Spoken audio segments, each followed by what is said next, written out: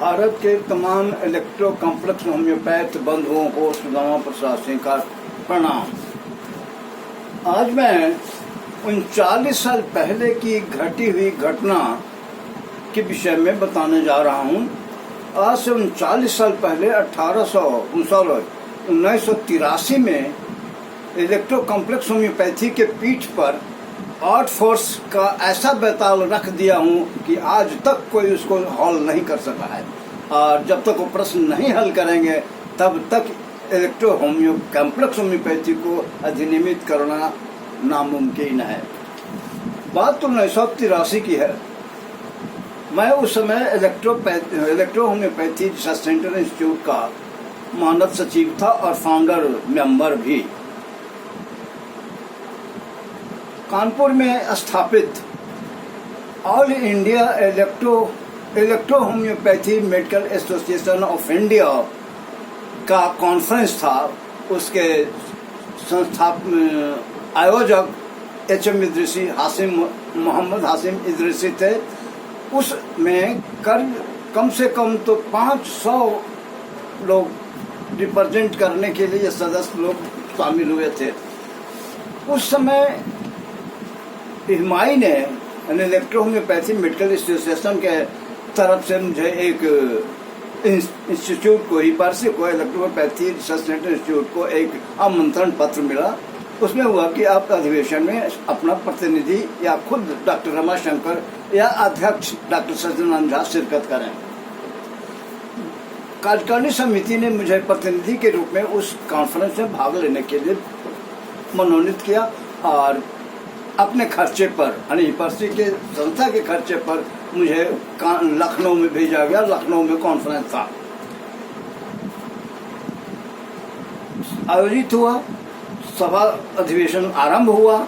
बहुत सारे लोग मंच पर आए और अपनी बात कहते चले गए।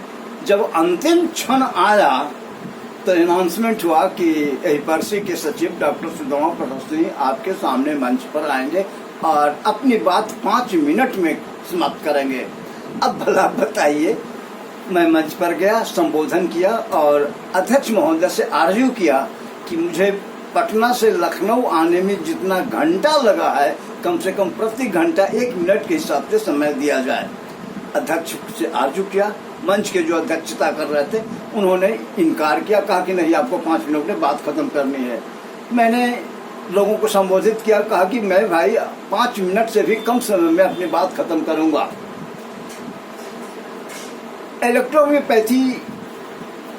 इलेक्ट्रो कॉम्प्लेक्स होम्योपैथी की किताबों में वर्णित है कि इलेक्ट्रो होम्योपैथी की औषधियां आर्ट फोर्स हैं। क्या आप सब सहमत हैं?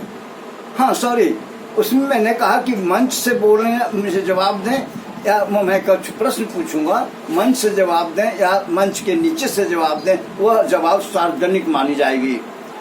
नीचे से जवाब आया कि आर्ट फोर्स है। मंच से मैंने कहा कि भाई मान लिया आर्ट फोर्स है। फिर मैंने सवाल किया कि आर्ट फोर्स की संख्या कितनी है। मंच से जवाब आया कि आर्ट फोर्स की संख्या 1 है।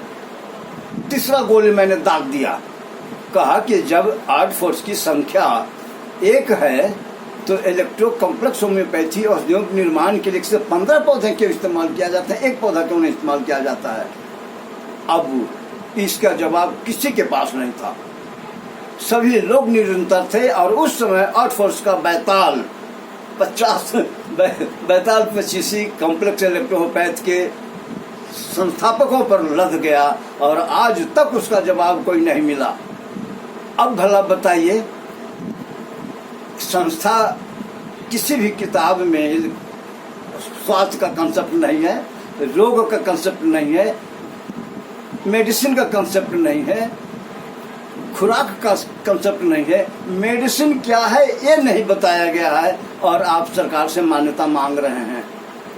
एक किताब के एक पन्ने पर लिखा हुआ है कि इलेक्ट्रो होम्योपैथी की दवाइयाँ विषहीन हैं, विषहीन पौधों से बनाई जाती हैं।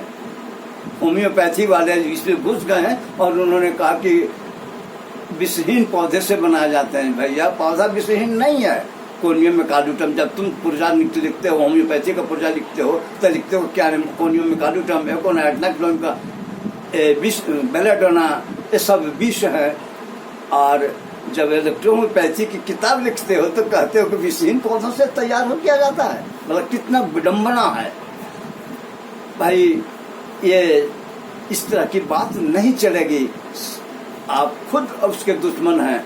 किसी भी इलेक्ट्रोहोम्योपैथी में कोई भी कमेटी बनेगी, जांच कमेटी बनेगी या बनी, तो वह सबसे पहले आपसे कंसेप्ट पूछा इलेक्ट्रोहोम्योपैथी की कौन सी किताब है। आप सारे सुन रहे हैं, देख रहे हैं, व्यूअर हैं।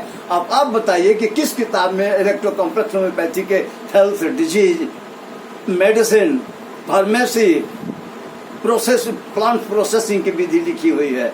तो आप कहेंगे कि जर्मन होम्योपैथी फार्माकोपिया में प्रश्न लिखा। हाँ सॉरी, एक लोग ने बताया कि अल्केमी और स्टेजरी का एस्टैब्लिशमेंट थियोडोक्रस ने किया। उसी व्यक्ति ने दूसरे पन्ने पर लिखा कि भारतीय वैद्य राज नागार्जुन 1931 ईस्वी में अल्केमी की स्थापना की बात की थी। अब भला बताइए, एक ही पन्ना में अपनी ही बात अपनी ही कलम से काट दे रहे हैं, तो फिर दूसरे को कैसे समझ में आएगा। कहने का मतलब इलेक्ट्रो कॉम्प्लेक्स होम्योपैथी में किताब लिखने वाले लोग खुद असमंजस में है कि सच क्या है। सच इलेक्ट्रो होम्योपैथी सस्टेंटेंस झूठ बताया है। जब तक आप उसका फॉलो नहीं करेंगे, इसको अधिनियमित होने की बात नहीं है। और वो फॉलो तभी करेंगे लोग जब साइंस फैकल्टी के लोग इस पैथी में आएंगे। एक्चुअली कोई भी चिकित्सा पद्धति ऐसी नहीं है जिसमें इतिहास भूगोल वाले लोग पढ़ते हैं।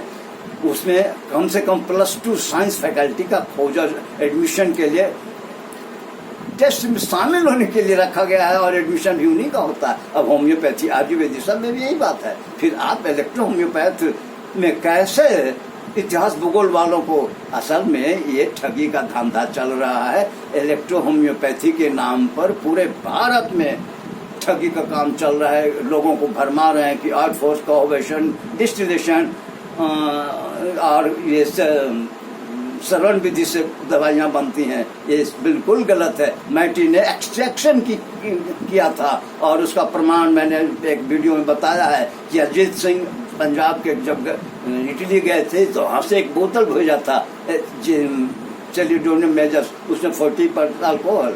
अरे भाई, अल्कोहल जब था 40%, तो निश्चित है कि डॉक्टर साउंड मैटी 2 बात एक्सट्रैक्शन प्रोसेस अपनाते थे। ये हुआ, और दूसरा हुआ था कि ड्रग स्ट्रेंथ काउंट करते थे। भाई मौका मिला तो अबरी ठगी का बड़का धंधा का भंडाफोड़ करूंगा।